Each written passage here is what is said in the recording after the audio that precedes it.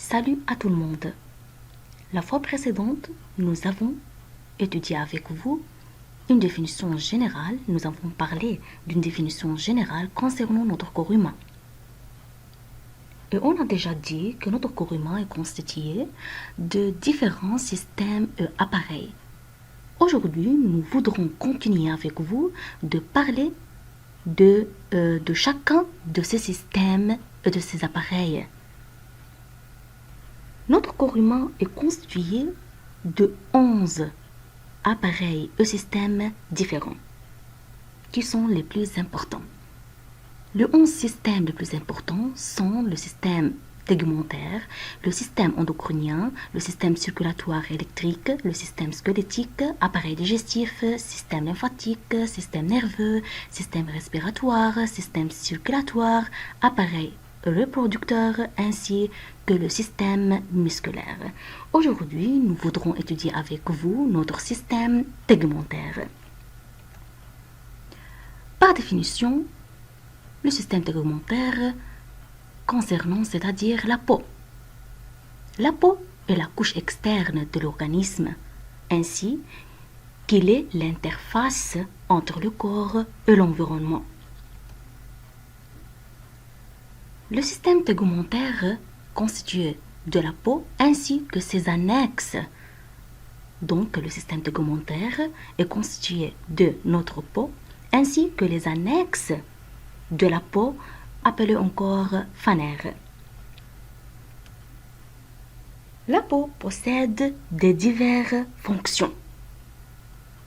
Il possède également une fonction sécrétoire, comme par exemple les glandes sudoripares de la peau produisent la sueur, ainsi de suite. On va parler de cela après.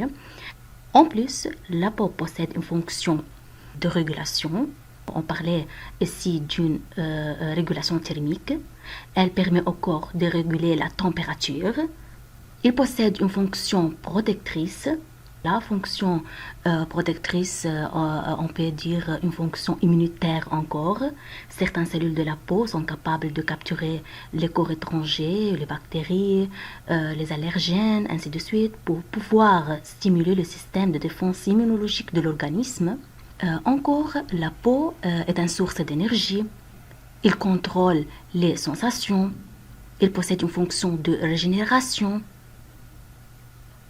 Il contient encore une fonction de régulation de la température, et ainsi de suite. En plus, la peau possède une autre fonction, qui est la production de vitamine D. Sous l'action du soleil, le provitamine D de l'épiderme fabrique la vitamine D, qui est indispensable à la fabrication des os. Dans ce cas, on peut dire, comme vous savez, que la vitamine D, que la soleil est très important pour les enfants, pour la fabrication des os chez les enfants.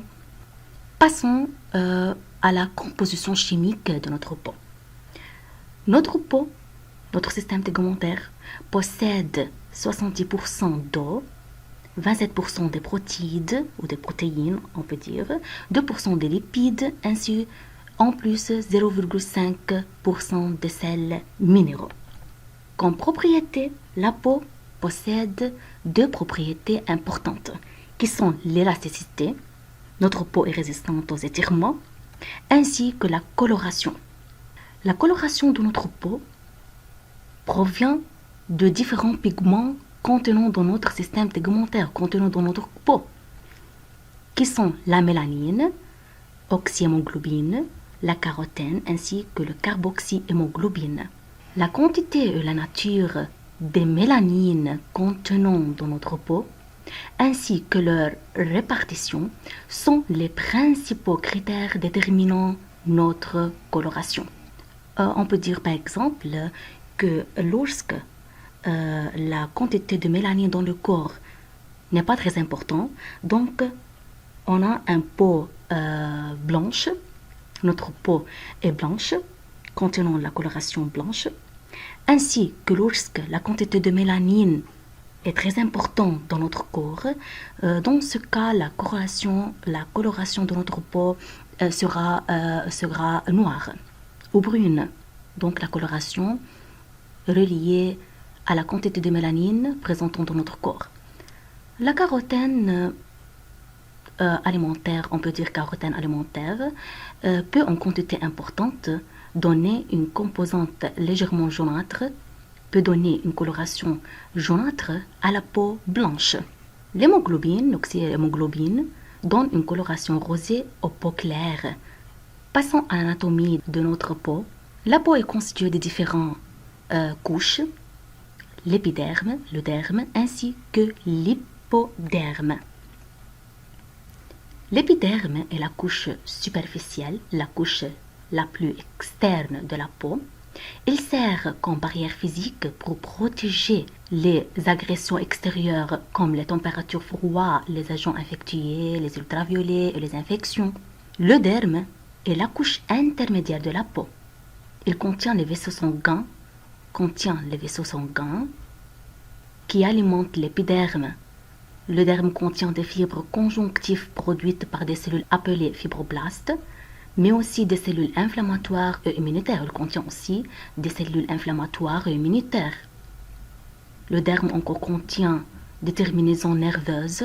Il contient des terminaisons nerveuses et ce qu'on appelle les annexes de la peau, comme les poils, les follicules pileux, le glande sébacé, ainsi de suite. On va parler de cela après. La troisième couche est l'hypoderme, qui est la couche la plus profonde de la peau. Il contient les cellules graisseuses.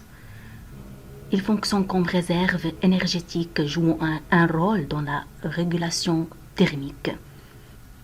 On a dit que le système tegumentaire est formé de la peau et de ses annexes ou phanères.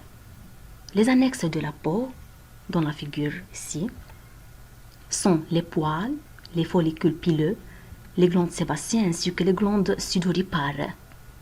Les glandes sudoripares qui fabriquent la sueur, les glandes sébacées qui sécrètent le sébum, et ainsi de suite. Encore comme annexe, la peau possède les ongles. Les ongles aussi sont considérés comme annexes de la peau. Ils peuvent jouer un rôle de perméabilité ainsi qu'une sensibilité. Il permet de nous aider à toucher les objets facilement, ainsi qu'il peut jouer un rôle immunitaire. Il nous protège de diverses pénétrations. Il protège notre corps. Il protège notre corps, notre main, notre pied d'une certaine pénétration des bactéries ou des virus. Dans les prochaines présentations, nous voudrons continuer avec vous de parler des autres systèmes et appareils de notre corps. Donc, merci pour votre attention pour aujourd'hui et avec des autres présentations dans les fois prochaines.